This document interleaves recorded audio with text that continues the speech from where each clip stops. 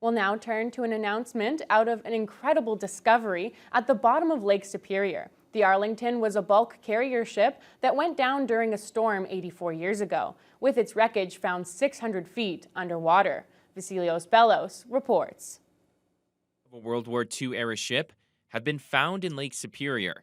The 244-foot bulk carrier, the Arlington, was carrying wheat from Port Arthur to Collingwood when it sank 84 years ago during a violent storm.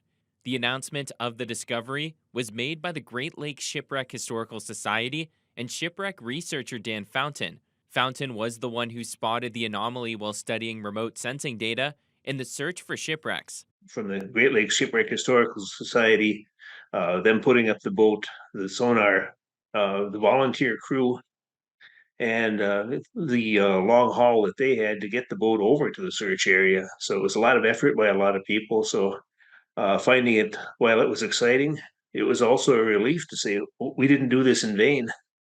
The ship was discovered using a remotely operated underwater vehicle that identified the vessel. The morning of the wreck, the Arlington encountered heavy fog and severe weather. That led to the first mate ordering the vessel to hug the shore, but Captain Frederick Burke put it back on course in the open lake. The vessel then began to sink, with Captain Burke going down with the ship. The rest of the crew abandoned ship, which was thankfully being escorted by a larger vessel, the Collingwood, where they evacuated to.